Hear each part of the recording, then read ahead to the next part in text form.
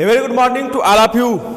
आज आप सभी लोगों को जो है क्लास 10th यूपी बोर्ड 2024 का जो प्रश्न पत्र इंग्लिश का हुआ है वो पेपर आपको समझाया जाएगा, सॉल्व किया जाएगा, कैसे उसमें जो है प्रश्न पत्र आए हैं आपके इस साल 2024 के पेपर जो हुआ है अभी चल रहा है पेपर जो यूपी बोर्ड का, उसका इंग्लिश का पेपर खत्म है और इंग्लिश के पेपर के क्लास 10th के क्वेश्चन कैसे आए हैं, कैसे उसका आंसर देंगे आप, इसके बारे में आज आप लोगों को समझाया जाएगा कि किस तरह से प्रश्न आपके पूछे गए हैं। अब पार्ट 1 है, सबसे पहले जैसे मैंने लिखा भी है UP board exam paper solve class English का क्लास 10th का 2024 जो पेपर अभी चल रहा है और जो है उसका इंग्लिश का पेपर खत्म हो चुका है, तो मैं उसका जो है पेपर सॉल्व कराने के लिए आपके सामने आया हूँ। अब सबसे पहले जो है आपको इंग्लिश में जो पेपर 10th की है उसमें दिया है पार्ट 1, पार्ट ए में दिया है आपको जो है वो अनसीन पैसेज दिया है। अनसीन पैसेज कैसे सॉल्व करेंगे, कैसे उसका उत्तर देंगे, इसमें देखिए दिया है। तो अनसीन पैसेज में जो है इसमें दिया है the Ganga specially river of India, वो भारत की नदी है, बिलव्ड फॉर पीपुल, जिसको लोग प्यार करते हैं, round with the intertwined of rascal memories, सभी के पास कुछ न कुछ इसकी क्या है मेमोरीज है, और होप्स है, fears, her song and triumph, his victory, defeat, ये सब जो है पैरा दिया है। उस पैरे के पैरा दिया था, उस पैरा को आपको समझना है। See as a symbol of Indian age, यह जो है भारतीय भारत का वो प्रतीक है, कल्चर है, संस्कृति है, सिविलाइजेशन सभ्यता है, ever changing ever flowing it's in same Ganga, she remind me a snow covered peak, वो जो है क्या करती है स्नो कवर्ड पीक से ढकी हुई है, डीप वैलीज घाटियां हैं, हिमालय है which have loved so much, इसको हम प्यार करते हैं, vast plains below where my life work hard, ये सब इसके बारे में जो है अनसीन पैसेज दिया है। अब अनसीन पैसेज से आपको जो है क्वेश्चन पूछे गए हैं। सबसे पहला क्वेश्चन है the Ganga is the symbol of, अब Ganga is the symbol of में 4 ऑप्शन दिया, उसमें सबसे पहला ऑप्शन है इंडिया रिच ग्रीन ग्रोथ, पहला है, दूसरा है इंडियन रिच मिनरल्स, तीसरा है Indian age long culture and civilisation, चौथा है इंडियाज ब्राइट फ्यूचर। अब उसमें इंडिया ब्राइट फ्यूचर में ये 4 ऑप्शन आपको दिए गए हैं। उसमें सबसे अब क्वेश्चन क्या है the Ganga is the symbol of, Ganga किसका प्रतीक है, जो इसका थर्ड ऑप्शन है वो इसका सही हो जाएगा India age long culture and civilisation. Ganga किसके प्रतीक है, कल्चर, अपनी सभ्यता और संस्कृति के लिए जो है क्या है, जो है भारत की में जो है वो क्या है, गंगा प्रसिद्ध है। तो गंगा को प्रसिद्ध बोल सकते हैं, उसका सिंबल बोल सकते हैं। वही आपसे प्रश्न है गंगा किसकी सिंबल है, तो आप कहेंगे Indians age long culture and civilisation, मतलब इसका जो है third C question, C answer क्या है इसका सही हो जाएगा। अब अगला प्रश्न दिया है उसी से है, अनसीन पैसेज से ही लिखा है what are the thing loved by the author mention in given passage, बोल रहा है कि जो पैसेज दिया गया है उसमें ऑथर किस चीज को ज्यादा पसंद कर रहा है, किस चीज को ज्यादा पसंद कर रहा है। उसमें 4 ऑप्शन दिया है, पहला है snow covered peaks and the deep valley of Himalaya, दूसरा है the rich field and forest, तीसरा है the flowing river and stream, चौथा है the snowy peaks and the deep valley of the Himalaya as well as the rich and vast plains below.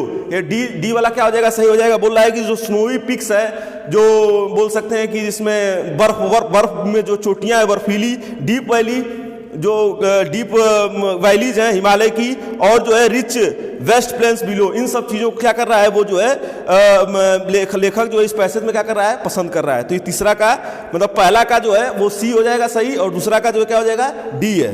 अब तीसरा दिया है ये अनसीन पैसेज से ही है, लिखा है which word is the passage of opposite of victory, मतलब बोल रहा है कि विक्ट्री मतलब होता है जीत, इसमें पूछा है कि विक्ट्री का आपको अपोजिट क्या होगा। तो इसमें 4 ऑप्शन दिया है, पहला है डिफीट, दूसरा है ट्रम्प, ओवरकम, रूइन, इसमें जो है फर्स्ट ऑप्शन सही हो जाएगा। मतलब विक्ट्री मतलब होता है जीत, और डिफीट जो दिया है ऑप्शन वो उसका सही हो जाएगा, और डिफीट मतलब होता है हार, तो इसका जो है डिफीट क्या हो जाएगा, सही हो जाएगा।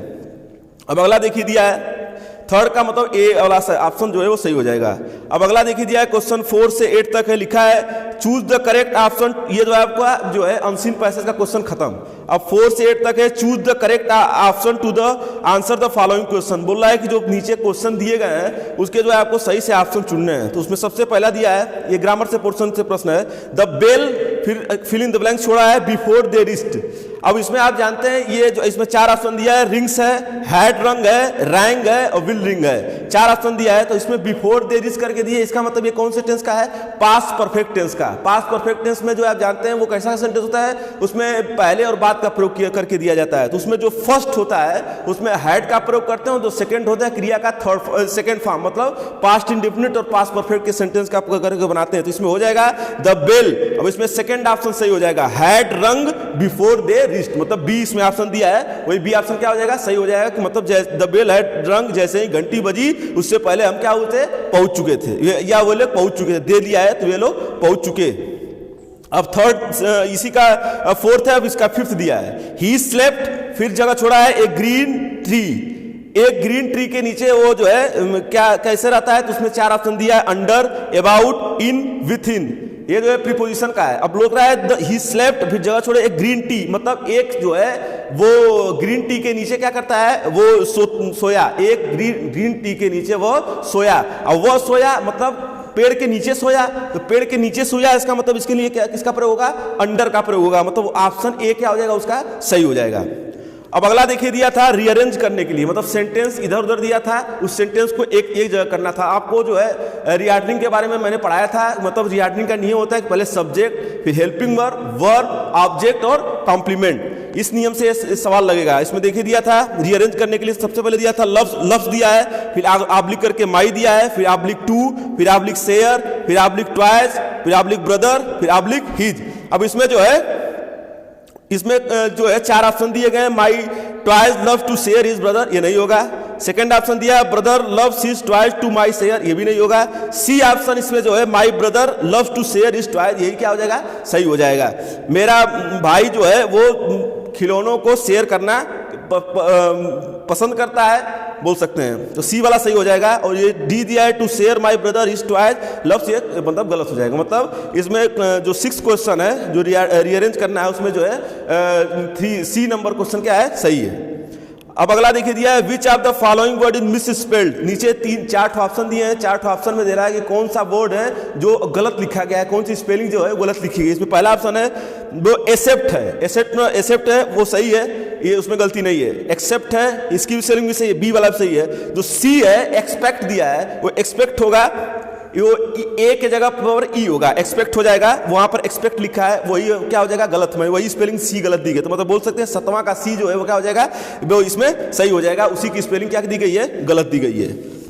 अब अगला देखिए दिया है आप लोग को, अगला देखिए दिया है सुटेबल प्रीपोजिशन भरने के लिए दिया गया है कि कौन सा प्रीपोजिशन इसमें सही होगा।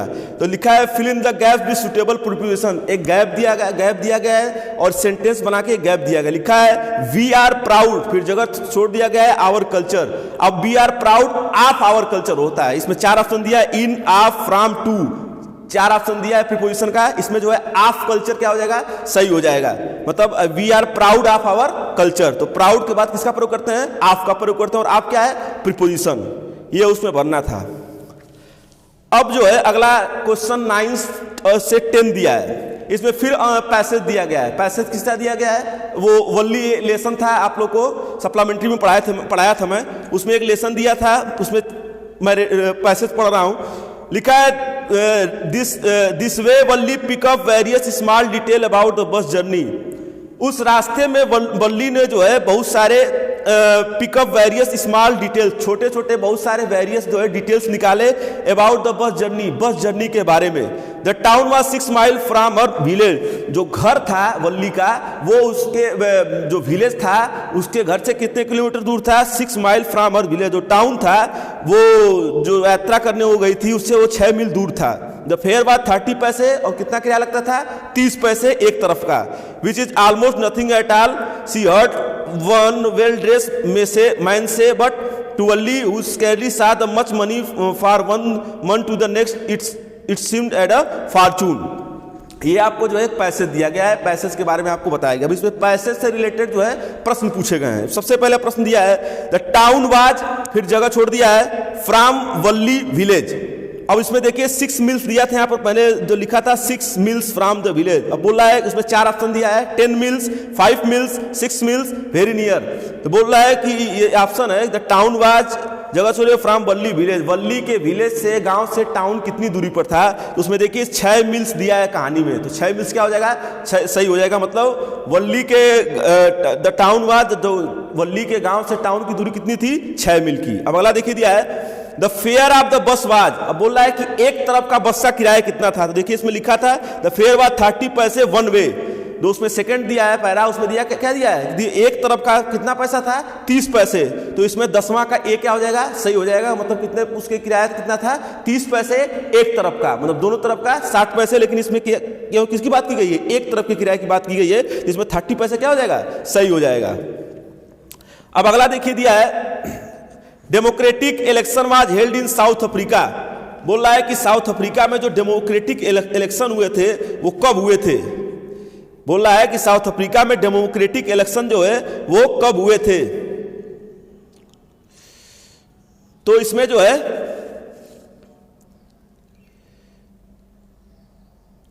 चार ऑप्शन दिया है 1990, 1950, 1994, 1984, तो इसमें 1994 क्या हो जाएगा, सही हो जाएगा। अब बरामा दिया उसमें Lencho wrote a letter to God asking for, अब इसमें जगह छोड़ दिया है पेसोज, अब बोल रहा है कि लेंचो ने जो लेटर लिखा था वो उस लेटर में उसने कितने पैसे की मांग की थी, फर्स्ट लेसन का ये आपको है जो मैं पढ़ाया था लेटर टू गार्ड, तो इसमें दिया है 1000 पैसे की बात की, 100 पैसे की बात की, 50 पैसे की बात की, 60 पैसे की बात की, तो इसमें जो है 100 पैसे क्या हो जाएंगे, सही हो जाएंगे, मतलब उसने कितने पैसों की बात की थी 100 पैसे की। अब अगला देखिए दिया वल्ली वाला लेसन है, वल्ली बाज फिर जगह छोड़ दिया है ईयर ओल्ड गर्ल, अब बोल रहा है कि वल्ली जो है वो कितने साल की लड़की थी, तो इसमें चार ऑप्शन दिया है 10 है, 7 है, 8 है, 20 है, तो इसमें जो है कौन सा सही हो जाएगा, 8 वाला सही हो जाएगा कि वल्ली कितने साल की लड़की थी, 8 साल की लड़की थी।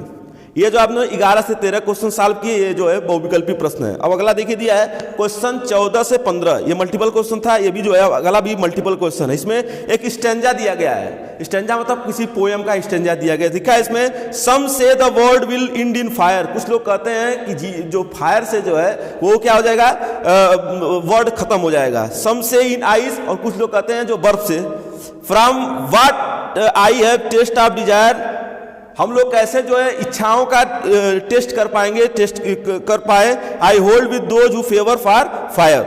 अब इसमें जो है आप ये जो है क्या दिया है, पैरा दिया है, पैरा पूछा है आपसे पोयम का, फायर एंड आइस है पोयम है, आप लोगों की किताब में थी फायर एंड आइस पोयम है, उसी से पैरा से प्रश्न पूछा गया है। अब उसमें सबसे पहला प्रश्न था who is the poet of poem fire and ice, बोल रहा है कि फायर और आइस जो कविता थी उसके पोएट कौन थे, उसके कवि कौन थे, उसमें 4 ऑप्शन दिया है।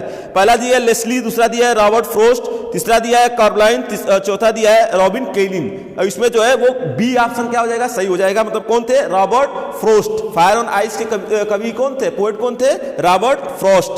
अब उसी से अगला प्रश्न है फायर एंड आइस से ही, what does the poet compare fire with, बोल रहा है कि जो पोएट था उसने जो है फायर की तुलना किससे की थी, उसमें 4 ऑप्शन दिया है, हेट्रेड है, डिजायर है, हॉट है, बोथ ए एंड सी है, तो उसमें जो बी वाला क्या हो जाएगा, ऑप्शन सही हो जाएगा, मतलब उसने फायर की तुलना किससे की थी, डिजायर से, डिजायर मतलब होता है इच्छा से।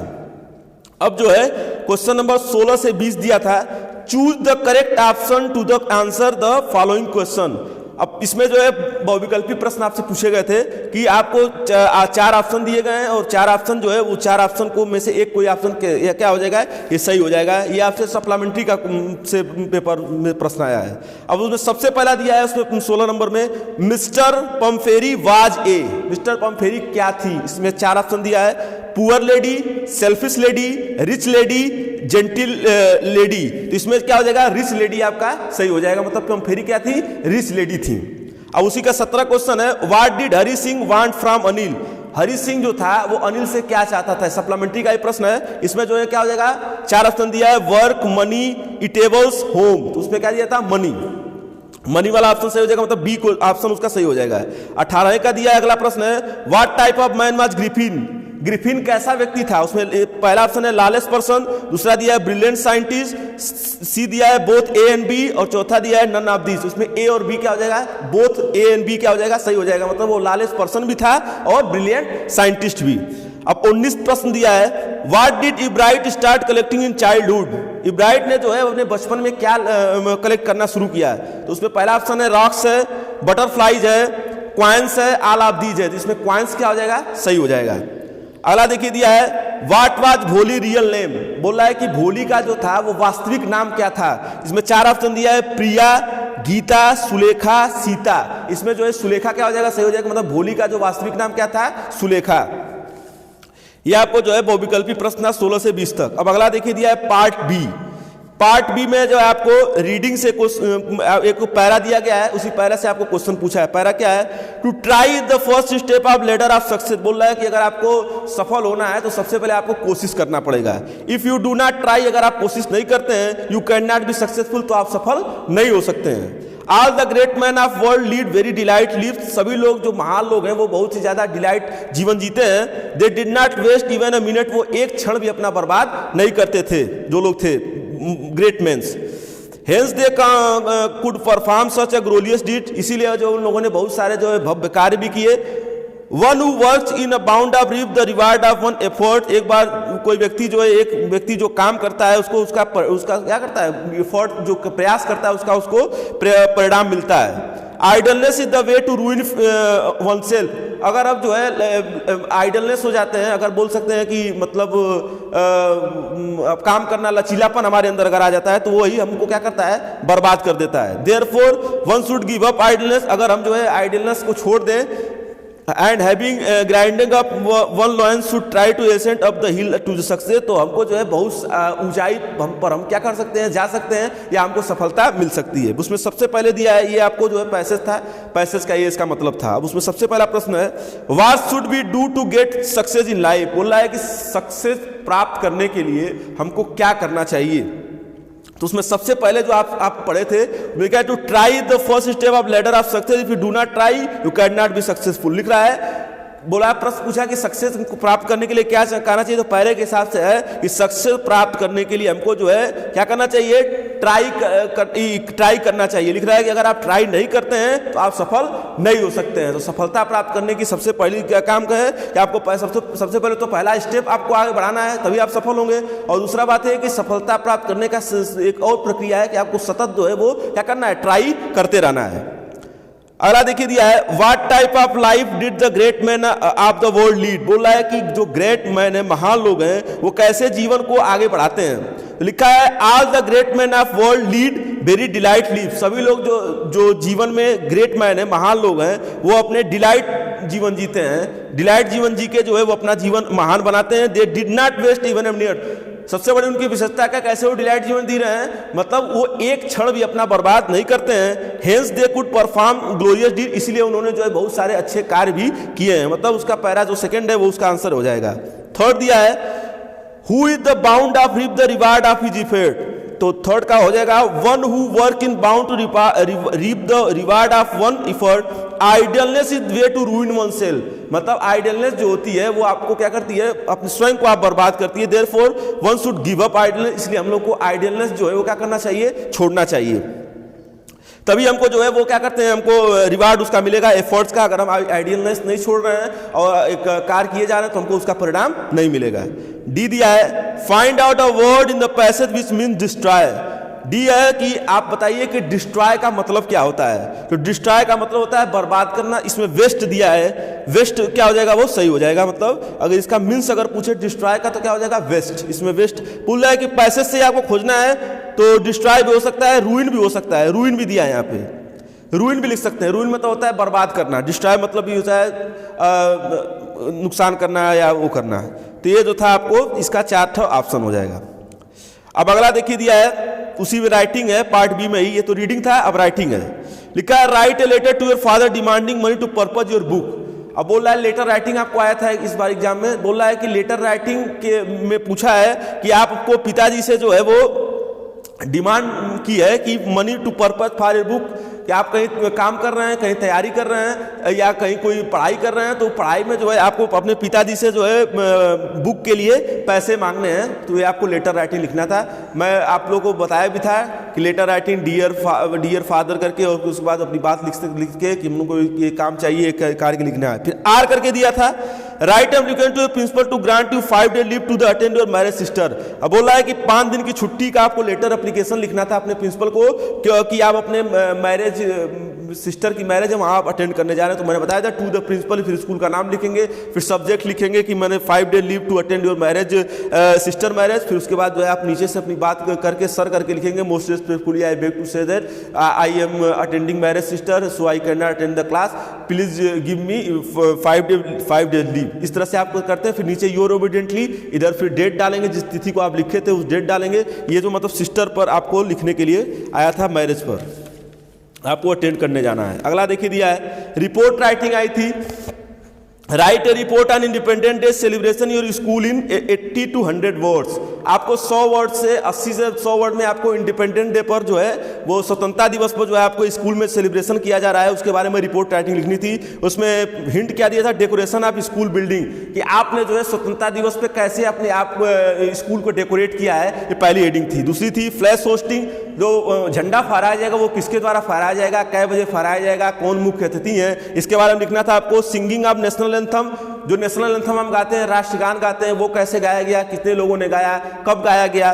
कल्चरल प्रोग्राम, कितने कल्चरल प्रोग्राम हुए, सांस्कृतिक प्रोग्राम हुए तो कितने लोगों ने उसमें भाग लिया। इसी तरह हेडिंग बना के जिसमें दिया है उसी हेडिंग को आपको लिखना था। जो प्रिंसिपल की आपके स्कूल की स्पीच थी वो कैसी स्पीच थी, किसके ऊपर उन्होंने सबसे ज़्यादा स्वतंत्रता के बारे में जोर दिया, कि कितने लोगों ने बलिदान दिया, कितने लोगों ने जो है स्वतंत्रता के लिए अपने हंसते हंसते फांसी पर कदम चूमा उन्होंने फांसी का। तो इस तरह से आप जो डिस्ट्रीब्यूटर स्वीट्स, और लास्ट में जो है जब प्रोग्राम खत्म हुआ तो बच्चों को जो है क्या किया गया, वो स्वीट्स डिस्ट्रीब्यूट किया गया, बांटा गया। तो इस तरह से आपको क्या करना था, 80 से 100 वर्ड में जो है ये इंडिपेंडेंट डे जो आपके स्कूल में सेलिब्रेट किया जा रहा है उसके बारे में आपको जो है लिखना था, स्वतंत्रता दिवस। अब जैसा कि जानते हैं आप कि हमारा देश 15 अगस्त 1947 को आज़ाद हुआ, तो हर साल जो है 15 अगस्त को क्या करते हैं, स्वतंत्रता दिवस मनाते हैं। उसी के ऊपर जो है आपको ये हेडिंग बना के कौन डेकोरेशन ऑफ स्कूल बिल्डिंग कैसी थी, कितने तिरंगों से सजाया गया था, कितने लोग थे, कितने वहाँ पर फ्लैग होस्टिंग करने के लिए आए, नेशनल एंथम किसके द्वारा गाया गया,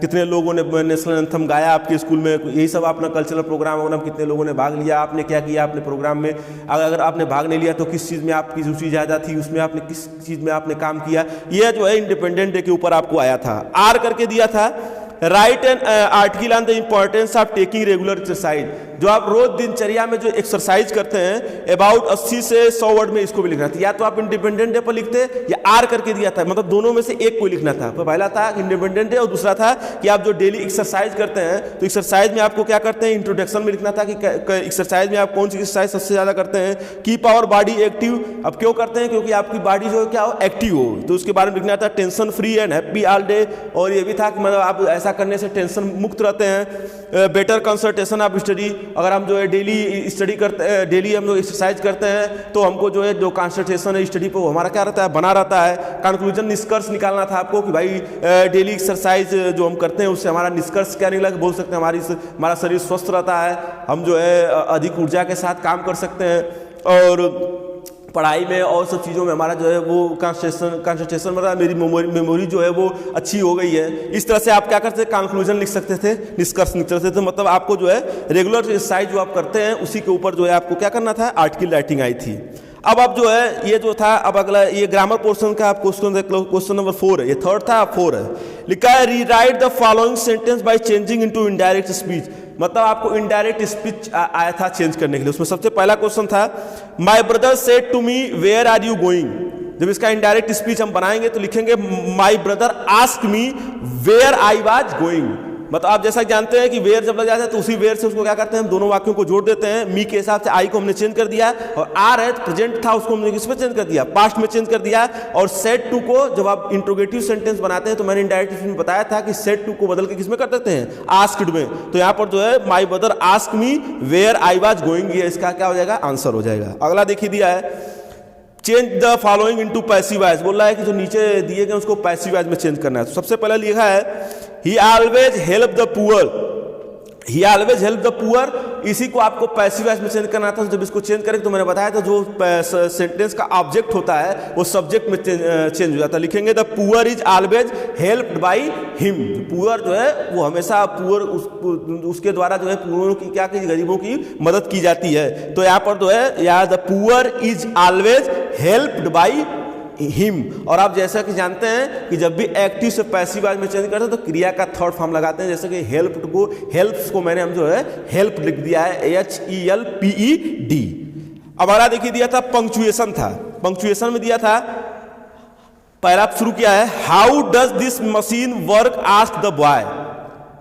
लड़के ने पूछा कि ये जो है मशीन कैसे कार्य करती है।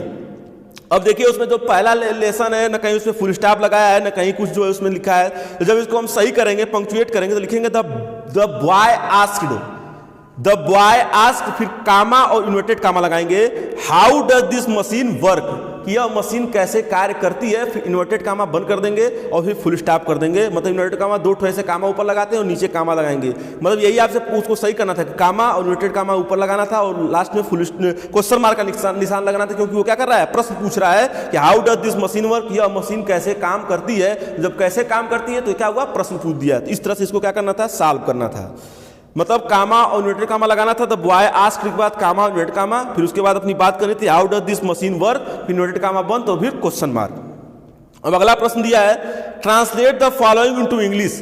कुछ इंग्लिश से क्वेश्चन दिए, ट्रांसलेशन थे, उसी ट्रांसलेशन को सॉल्व करना था। लिखा था प्रयागराज एक प्रसिद्ध नगर है, तो हम लिखेंगे, बोलेंगे Prayagraj is a famous town, बोल सकते हैं, या सिटी भी बोल सकते हैं, लेकिन टाउन भी बोल सकते हैं। इसका एक महत्वपूर्ण स्थान है, it has a important place, यहाँ गंगा और यमुना का संगम है, here is the Confluence of Ganga and Yamuna, इसका हो जाएगा। यहाँ उत्तर प्रदेश का उच्च न्यायालय है, here is the high court of Uttar Pradesh, ये हो जाएगा। यह एक स्वच्छ और सुंदर नगर है, it is a clean and beautiful city, यह एक क्या है, स्वच्छ और सुंदर नगर है, तो बोल सकते हैं it is a clean and beautiful town, बोल सकते हैं, टाउन बोलेंगे, मतलब ब्यूटीफुल टाउन है।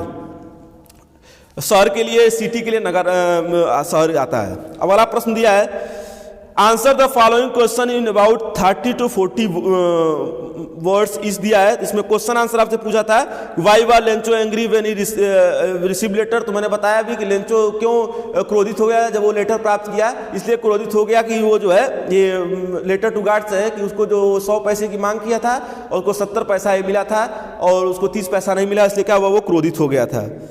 इसमें मंडेला का प्रश्न था, what is the great wealth of national Mandela opinion.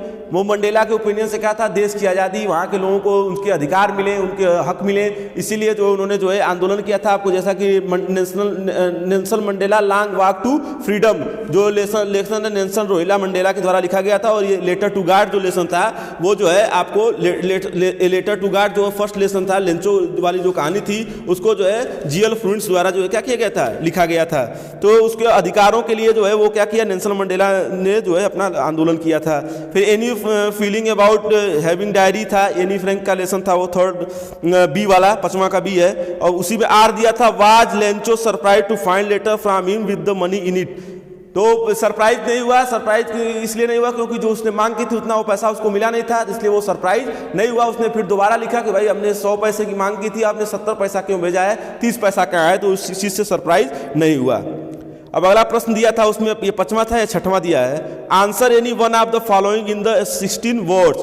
बोला है कि दो प्रश्न दिया है, इसमें 2 प्रश्न में से पूछा है कि दोनों में से कोई एक आपको करना था। Bring out Lencho immense faith in God, बोल रहा है कि लेंचो का भगवान पे जो विश्वास था उसी के बारे में लिखना था।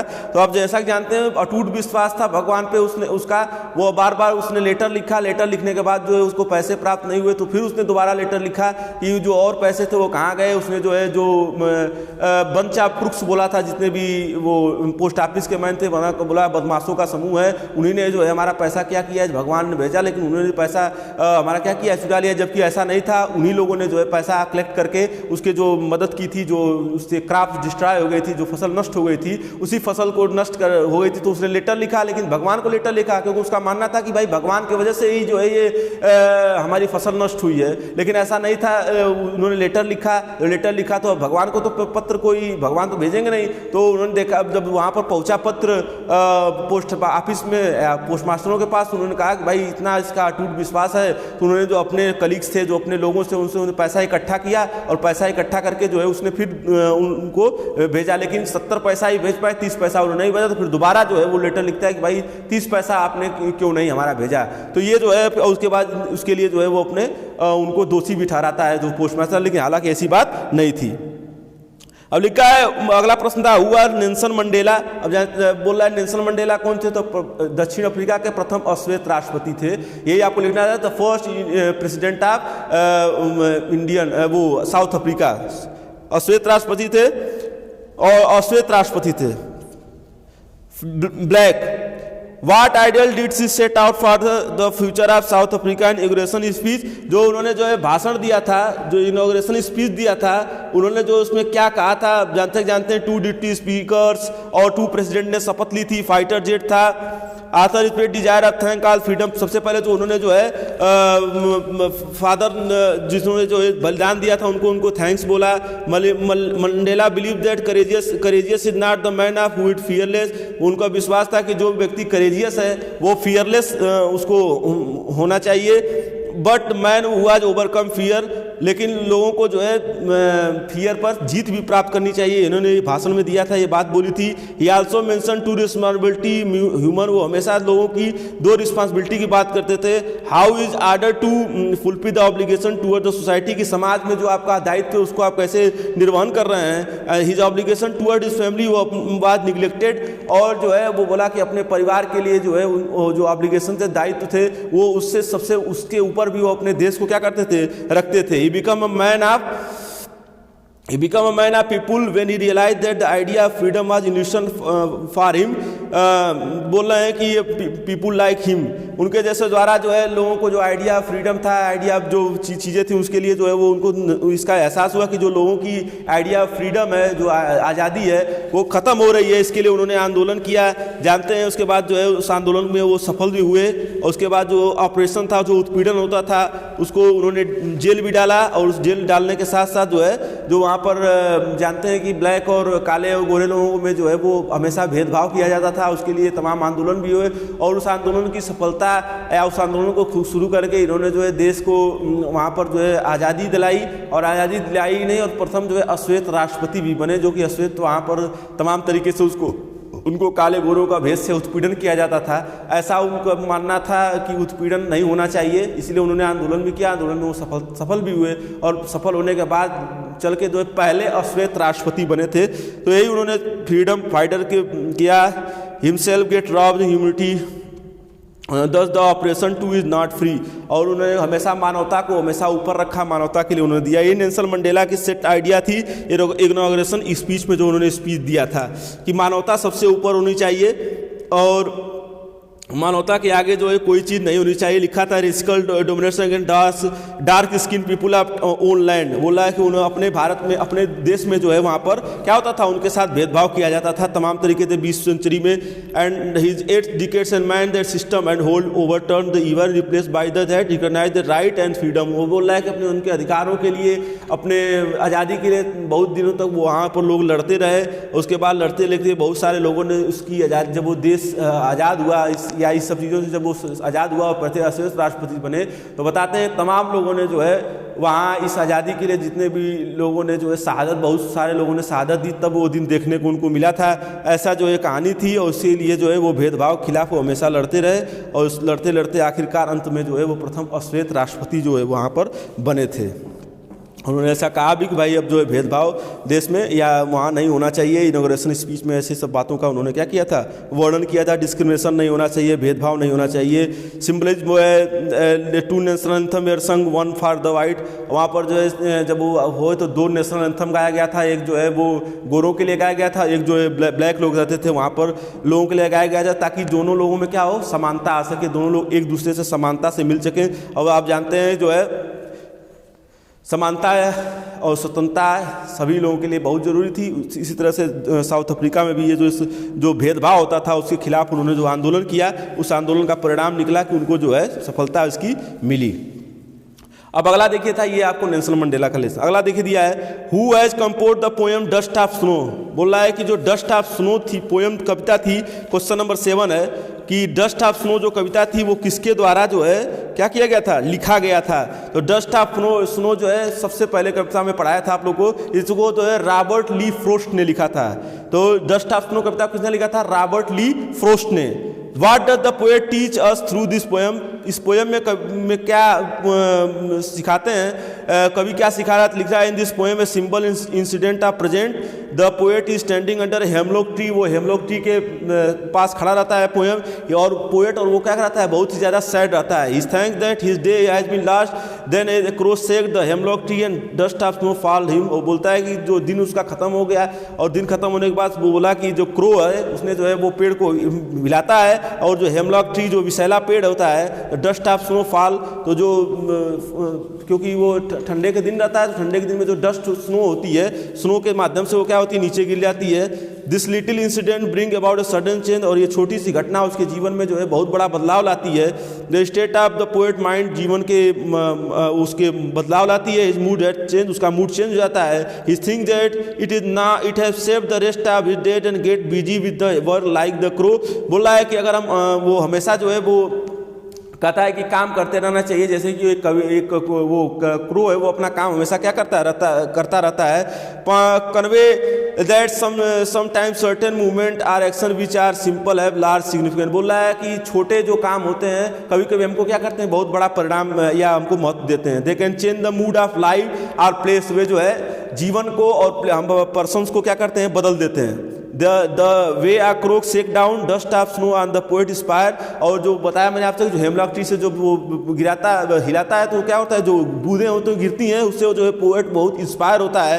And give him the idea of shake off it depressive thought, और उसके आने से जो है, उसके वो घटना होने से जो पोएट के मन में एक विचार आता है कि हमको भी जो है वो डिप्रेसिव थाट्स को जो है, अवसादग्रस्त जो हम दिमाग में विचार रखे रहते हैं, नकारात्मक विचार बोल सकते हैं जो रखे रहते हैं, उसको हमको गिरा देना चाहिए, जैसे जो है वो क्रो गिराता है ट्री से। बिकम चीयरफुल, और हमेशा हमको खुश रहना चाहिए। एंड डू समथिंग यूजफुल, और हमको कुछ अच्छा कार्य करना चाहिए। यही जो है इस पोएम में थी, जो डस्ट ऑफ स्नो कविता के बारे में यही दिखाता है कि जो मतलब बोलता है कि what does the poet teach, क्या सिखाता है, तो बोलता है कि जो अवसादग्रस्त हम भार लेके चलते हैं उनको हमको छोड़ देना चाहिए, त्याग देना चाहिए, और हमको हमेशा क्या होना चाहिए, खुश होना चाहिए। यही जो पोएट हमको सिखाता है। फिर अगला लिखा था right 4 lines of any poem prescribe in your syllabus, और बोला था कि 4 लाइन की कविता लिखनी थी। या तो आपको वो लिखना था पोएम के बारे में, डस्ट ऑफ स्नो के बारे में, और कंपोज करने के बारे में, या आपको जो है एक कविता लिखनी थी। तो कविता ऐसी लिखनी थी जो इसमें पोएम में नहीं दिया है, मैंने इस पेपर में नहीं दिया था, वही कविता आपको लिखनी थी। अगला देखिए दिया है right the central idea of one of the following poem. जो नीचे कविता दिया गया है उस कविता का आपको सेंट्रल आइडिया लिखना था। इसमें द ट्रीज है, फॉग है, और फायर एंड आइस है। जो ट्रीज कविता थी, इसमें जो है फायर एंड आइस भी कविता दिया था, इसके बारे में हमको सेंट्रल आइडिया लिखना था। तो लिखा था सेंट्रल आइडिया, मान लीजिए फायर एंड आइस का एक को लिखना है, तो मान लीजिए हम फायर एंड आइस का बता दे रहे हैं आपको। The poet express fire with desire. जो पोएट था उसने जो है फायर को किससे इक्वेट किया है, डिजायर से, इच्छा से। एंड आइस विद हेट्रेड, और बर्फ को किससे किया गया है, हेट्रेड से।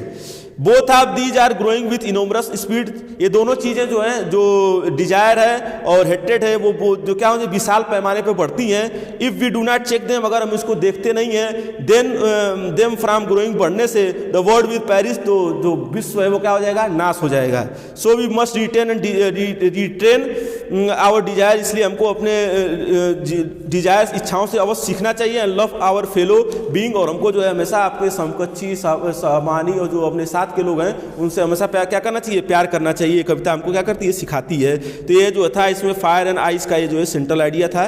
किसके बारे में, फायर एंड आइस के बारे में तुलना करके लिखा था। इसको जो है रॉबर्ट फ्रोस्ट ने जो क्या किया है, रॉबर्ट ली फ्रोस्ट ने लिखा है। Humanity aware the humanity and everything we in one day result of human meets. बोल रहा है कि हमको मानवता का हमेशा मानवता अपने अंदर रखनी चाहिए, क्योंकि एक न एक दिन सारी चीज़ें क्या हो जानी है, खत्म हो जानी है। अगर हम कोई कुकर्म करते हैं तो वो जो है हमारे हम क्या करता है, उसका परिणाम हमको मिलता है।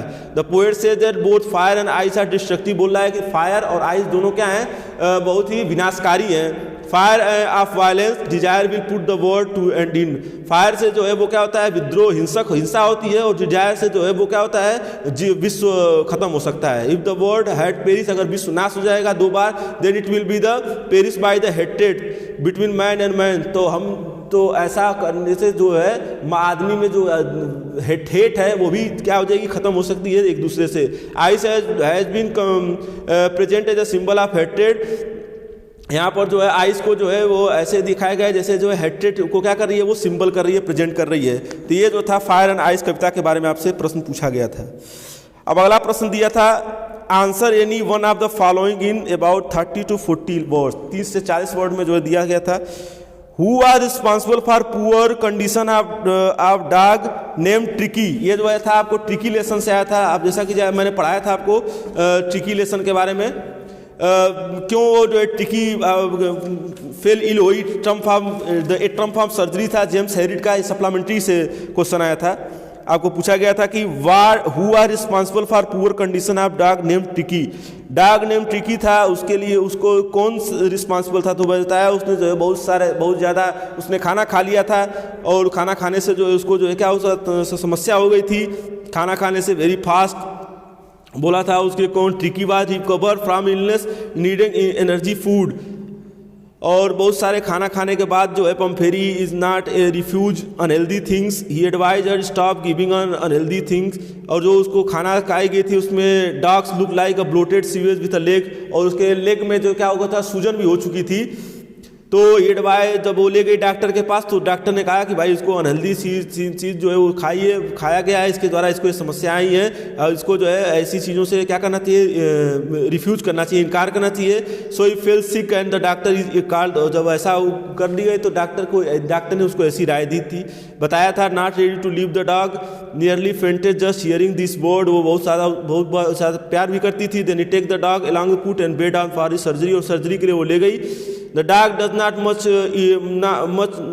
nor eat anything for the 2 days, लेकिन for 2 दिनों से जो है वो कुछ खाया नहीं था। Then the second he look around the whimpers a bit. He wanted to get out the third day and started playing with the bigger dog when he was taken out. He also linked the bows of the dog clean on the third day. इस तरह से कहानी के बारे में उसमें बताया गया। जो डॉग के ऊपर एक कहानी थी, पम्फेरी नाम की महिला जो थी, उसके द्वारा उसको बहुत सारी समस्या हो गई थी, उसको इलनेस हो गया था बहुत ज़्यादा खाना खा लेने से, ये इसमें बताया गया है। Eating those eggs morning breakfast then improve tricky blood. इस तरह से ट्रिकी और पम्फेरी के बारे में इस घटना में, ये कहानी में बताया गया है। और ये जो था आपको जो है ट्रम्प, उसके ट्रिकी के बारे में, पुअर कंडीशन के बारे में जो है प्रश्न आपसे पूछा गया था कि कौन उसके लिए प्रोफेसर, जो उसको बहुत ज़्यादा खाना दे दिया गया था, उसके लिए जो है वो बहुत ज़्यादा परेशान था खाना खा लेने की वजह से, और उसकी वजह से ही उसको ये समस्या आई थी। अब अगला प्रश्न दिया था आपको कि इसमें से केवल एक प्रश्न आपको करना था। अब अगला प्रश्न भी है, why it was not an easy task to rob Anil from for an experience thief like Hari Singh. यह द थेफ्ट स्टोरी से था क्वेश्चन, रसिक बांड ने इसको लिखा था। वो 15 ईयर जो कहानी थी अनिल और हरी सिंह की, जो चोर था और एक अच्छा व्यक्ति था, इस तरह से कहानी उसमें बताया गया था आपको अनिल और हरी सिंह के बारे में। इससे वो प्रश्न पूछा गया था सप्लीमेंट्री द थीफ स्टोरी से। अगला था answer any one of the following about 60 word. फिर वही था write a character sketch of Hari Singh के बारे में जो है आपको क्या करना था, कैरेक्टर स्केच लिखना था उनके बारे में। हरी सिंह कैसे थे, कौन से हरी सिंह कौन थे, उसके बारे में क्या करना था, आपको लिखना था। कैरेक्टर स्केच ये आपको कहानी के बारे में बताया गया था कि हरी सिंह क्या था। हरी सिंह जो है वो the theft story, Rasik bond की जो कहानी थी उसके बारे में उसमें जो है वो बताया गया था इसके घटना के बारे में। अगला था, इसी में क्वेश्चन था, describe the most important character of a Pumphrey surgery Tricki in detail. और ट्रिकी जो था वो मैंने बताया आपसे, जो डॉग था वो डॉग का नाम था जो अभी आपने बताया, मैंने बताया आपको ट्रम्प ऑफ सर्जरी, उसी के बारे में डिटेल लिखना था। तो डिटेल मैंने बता दिया। उसको जो है वो बहुत ज़्यादा खाना खा लेने की वजह से उसको समस्या आ चुकी थी, उसके बारे में उसने बाद में उसके बारे में उसने अनुसरण किया। फिर उसके बाद डॉक्टर के पास ले गया, डॉक्टर ने उसको ये राय दी। उसके बाद उसने जो है फिर धीरे धीरे उसका स्वास्थ्य को ठीक भी होने लगा, इम्प्रूव होने लगा। Bottles of wine which was again consume by the hatred, जो हेट्रेड के द्वारा उसको वाइन भी दिया गया। May you to take 2 glass before lunch, और ग्लास के द्वारा उसको लंच भी दिया गया जब उसका स्वास्थ्य सही होने लगा। और सर्जरी, फिर उसकी भी सर्जरी हुई। सर्जरी के बाद जो है उसका समडे है 2 extra every morning, then having few glasses of wine in the afternoon. फिर उसको सुबह जो है कुछ अंडे दिए जाते थे, दोपहर में जो है कुछ उसको जो है वाइन दिया जाता था। क्लोजिंग डे है brandy night, but then he took a wise decision, he called up the Pumphrey and she was worried and one side Tricki was ready to take back home. और फिर उसके बाद जो doctor के पास छोड़ दी थी, doctor के पास छोड़ दी तो डॉक्टर के द्वारा रहने लगा। जब धीरे धीरे रहने लगा तो उसका स्वास्थ्य कुछ ठीक हुआ। जब स्वास्थ्य ठीक हुआ तो वो पंफेरी क्या हुई, बहुत ज़्यादा खुश हुई। और खुश हुई तो फिर उसके बाद उसने जो है क्या करने लगा, उसको एक दिन आती है डॉक्टर के यहाँ और डॉक्टर से पूछती है, तो डॉक्टर ने कहा कि अभी बिल्कुल ठीक है। तो फिर उसको जो है अपने कार में बैठा के क्या करती है, ले जाती है अपने घर।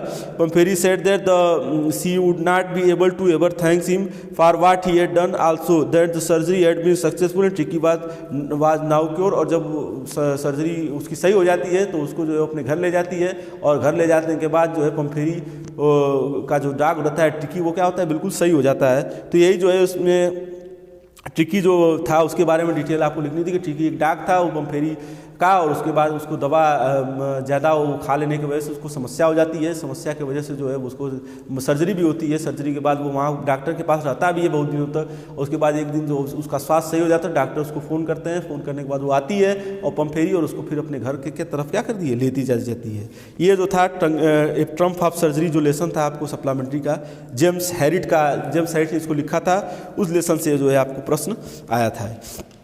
10th प्रश्न था। तो ये आपको प्रश्न पूछे गए थे आपके बोर्ड एग्जाम में, ये सारे प्रश्न आपके बोर्ड एग्जाम में आए थे। ये मैंने बोर्ड एग्जाम के प्रश्न आपको जो है बताने की मैं कोशिश किया, कि सॉल्व कराने की कोशिश किया, कि जो प्रश्न आए थे आपको इस तरह से इसका क्वेश्चन सॉल्व करना। उम्मीद कर रहा हूँ कि आप भी जो है जो क्वेश्चन आपके आए हैं उसको आप जो है अपने प्रश्न पत्र जो आपको मिला है 10th का, उसको आप इससे आप रिवाइज कर लेंगे, इससे आप बनाएंगे और इससे रिवाइज करके आप ये पैमाना लगा सकते हैं कि हमारा कितना क्वेश्चन सही हुआ है, कितना क्वेश्चन गलत हुआ है। मैं आप सभी लोगों को एक बार फिर जो है मैं आपको बोर्ड एग्जाम जो 10th का बोर्ड एग्जाम आप दिए हैं इंग्लिश का, इसके लिए मैं आप सभी को जो है एक बार फिर ये शुभकामनाएं देता हूं कि आप जो है हमेशा आपका जो रिजल्ट हो वो इंग्लिश का और ऑल ओवर रिजल्ट जो है बहुत अच्छा बने।